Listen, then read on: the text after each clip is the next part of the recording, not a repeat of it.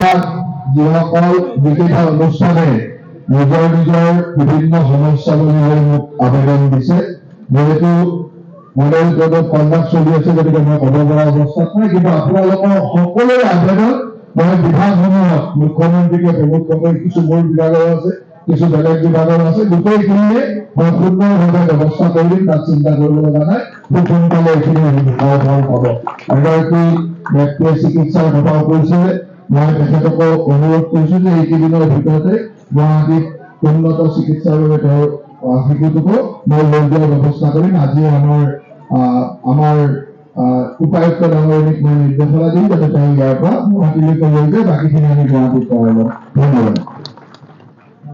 ইতিমধ্যে লিষ্ট বনাই থকা বুলি কৈছে।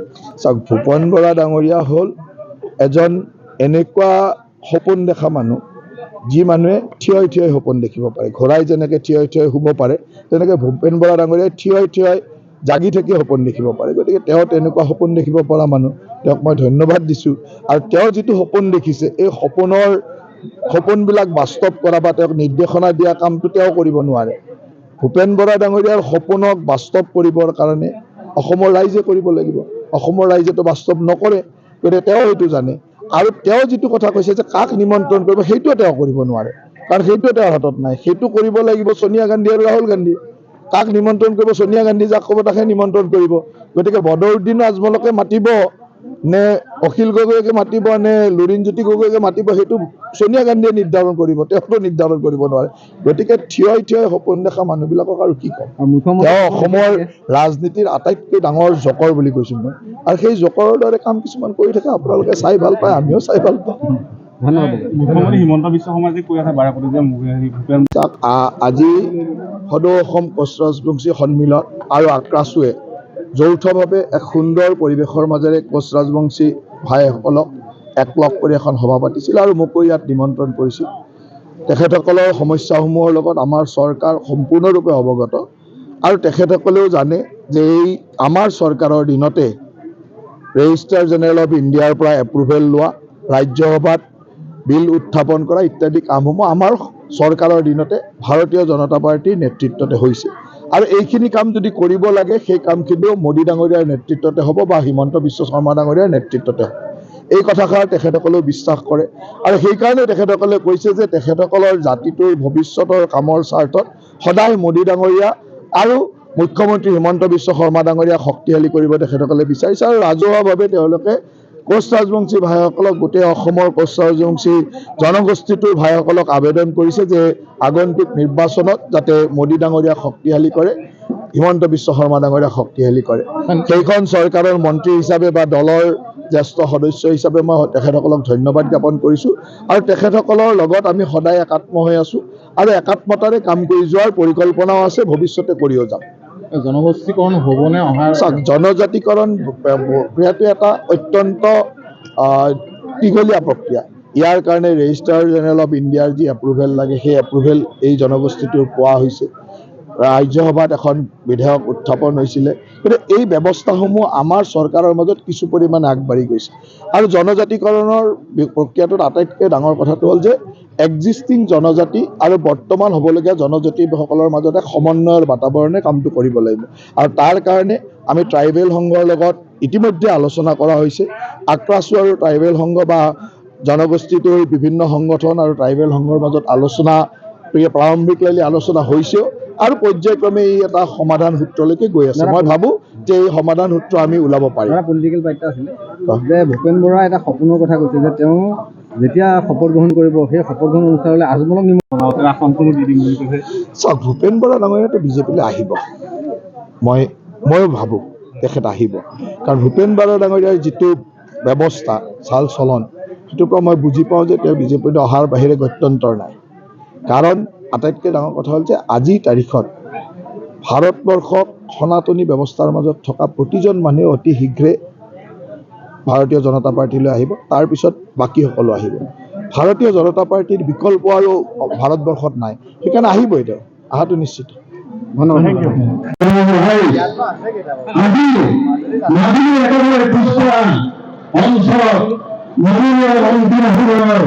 উপস্থিতিয়ে আমাৰ এই অঞ্চলত আদিৰ পৰা সাৰাক্ষণ সভাপতি সভাপতি সংগঠনেৰ অনুৰোধ আছে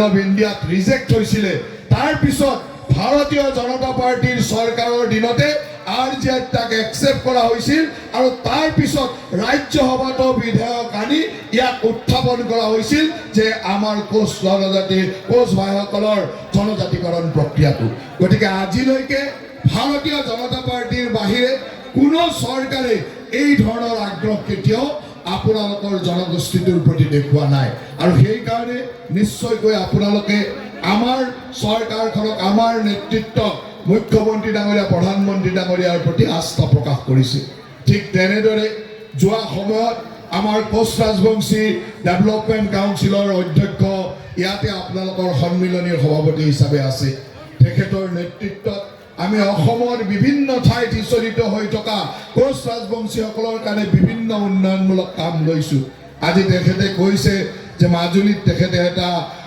শিলাৰাই ভৱন নিৰ্মাণ কৰিব বিচাৰিছে আৰু ইতিমধ্যে তেখেতসকলৰ হাতত পুঁজিও আছে যাক কৰিবৰ কাৰণে মই আপোনালোকৰ সন্মুখতে কৈ গৈছো যে তাৰ কাৰণে প্ৰয়োজন হোৱা যি মাটিৰ কথা কৈছে আপোনালোকক অতি শীঘ্ৰে সন্মিলনীক আমি ইয়াত মাটি প্ৰদান কৰিম যাতে আপোনালোকে সুন্দৰভাৱে নিজৰ শিলাৰাই ভৱনটো নিৰ্মাণ কৰি ল'ব পাৰে কেইদিনমান আগত আমি গুৱাহাটীত এটা ডাঙৰ অতিথিশালাৰ শুভাৰম্ভণি কৰিছিলোঁ সৌভাগ্যবশতঃ মই তাত থকাৰ সুবিধা হৈছিলে আৰু এনেকুৱা এখন ঠাইত আমি এই গেষ্ট হাউচটো নিৰ্মাণ কৰিবলৈ লৈছোঁ যে এই গেষ্ট হাউচটোৰ পৰা আমাৰ অসমৰ সকলো ধৰণৰ অকল কোচ ৰাজবংশী ভাইসকলে নহয় সকলোৱে সুন্দৰ অন্তত চিকিৎসাজনিত কামত যোৱা বা চৰকাৰী বিশেষ কামত যোৱা মানুহে যাতে সুন্দৰভাৱে আৰু একেবাৰে সুন্দৰ ঠাইত শৰাইঘাটৰ নতুন দলংখনে একেবাৰে মাথাতে একেবাৰে মূৰতে সুন্দৰভাৱে থাকিব পৰা এটা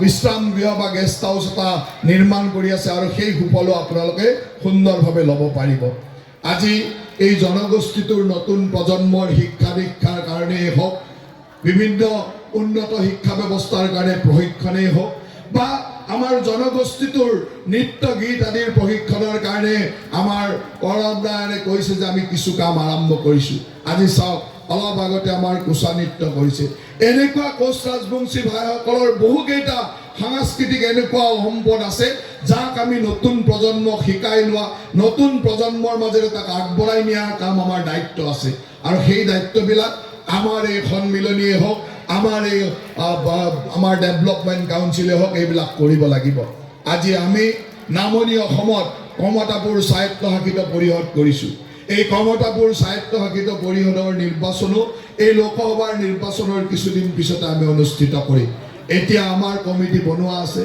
এই নিৰ্বাচিত সমিতি হোৱাৰ লগে লগে আমাৰ লক্ষ্য হ'ল নামনি অসমৰ যি অঞ্চল বিস্তীৰ্ণ অঞ্চলত সেই কমতাপুৰ আছিল আজি সেই কমতাপুৰত আমাৰ কমতাপুৰীয়া ভাইসকলৰ অস্তিত্বৰ সংকট হৈছে আজি তাত আমাৰ কমতাপুৰীয়া ভাইসকলে নিজৰ মাটি বাৰী সা সম্পত্তি যি ধৰণে দখলত ৰাখিব লাগিছিল আজি তাত এক আগ্ৰাসনৰ পৰিৱেশ হৈছে সেই আগ্ৰাসনৰ কাৰণ মুক্তি ল'বৰ কাৰণে আমি সেই কমতাপুৰ অঞ্চলত মাটিৰ অধিকাৰ কেনেকৈ আমাৰ খিলঞ্জীয়া কমতাপুৰীয়া কোচ ৰাজবংশীসকলৰ হাতত দিব পৰা যায় সেই পৰিকল্পনা আমাৰ চৰকাৰে কৰি ৰাখিছে যাতে সেই অঞ্চলত আমাৰ যি আগ্ৰাসন বাংলাদেশী মূলৰ মানুহৰ যি আগ্ৰাসন সেই আগ্ৰাসনক যাতে আমি বাধা দিব পাৰোঁ আৰু সুন্দৰভাৱে খিলঞ্জীয়া ভাই কোচ ৰাজবংশীসকলৰ নামত মাটিৰ অধিকাৰ ৰাখিব পাৰোঁ সেই পৰিকল্পনাৰে আমি কমতাপুৰ স্বায়ত্তশাসিত পৰিষদ কৰিছিলোঁ আৰু তাৰ কামো এইবাৰ নিৰ্বাচনৰ পিছতে আমি নিৰ্বাচিত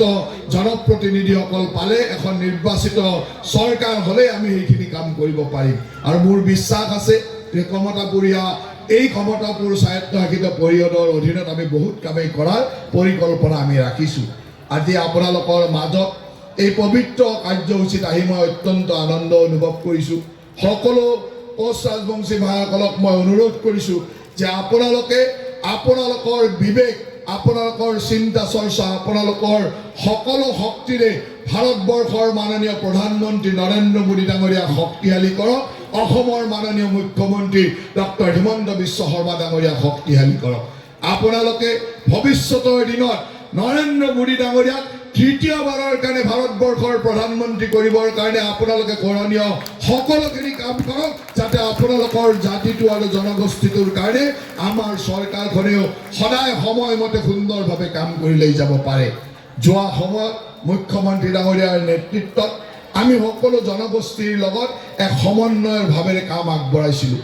আপোনালোকৰ জনজাতিকৰণ প্ৰক্ৰিয়াক লৈ আমি ট্ৰাইবেল সংঘৰ লগতো আলোচনা কৰিছোঁ। বিভিন্ন সময়ত আমি সভা সমিতি কৰিছোঁ, যাতে এক্সিষ্টিং বৰ্তমানৰ জনগোষ্ঠী আৰু নতুনকৈ হ'বলোৱা জনগোষ্ঠীসকলৰ মাজত জনজাতিকৰণ লৈ কেতিয়াও সংঘাতৰ সৃষ্টি নহয়, ক'তো মতানৈক্যৰ সৃষ্টি নহয়। সেই ধৰণৰ এটা পৰিৱেশৰ মাজেৰে আমি আপোনালোকৰ সমস্যাসমূহ সমাধান কৰাৰ এক উপায় বিচাৰি আমি কাম আৰম্ভ কৰিছোঁ। মোৰ আশা আছে যে আমাৰ মুখ্যমন্ত্ৰী এজন অত্যন্ত দক্ষ সুপ্ৰশাসক আৰু এই দক্ষতাৰে সুন্দৰভাৱে সকলো জনগোষ্ঠী জাতিৰে আজি সমস্যাৰ সমাধানৰ পথ ওলাই আগবাঢ়ি লৈ গৈছে। মোৰ আশা যে আপোনালোক সকলোৰে আশীৰ্বাদত, সকলোৰে শুভাশীষত আমি নিশ্চয়কৈ মুখ্যমন্ত্ৰী ডাঙৰীয়াৰ নেতৃত্বত আপোনালোকৰ সমস্যাসমূহ সুন্দৰ সমাধানৰ মাজেৰে লৈ যাব পাৰিম। গতিকে মই দীঘলীয়া বক্তব্য দিব খোজা নাই। আপোনালোক সকলোকে মই ধন্যবাদ জনাইছোঁ, কৃতজ্ঞতা জনাইছোঁ।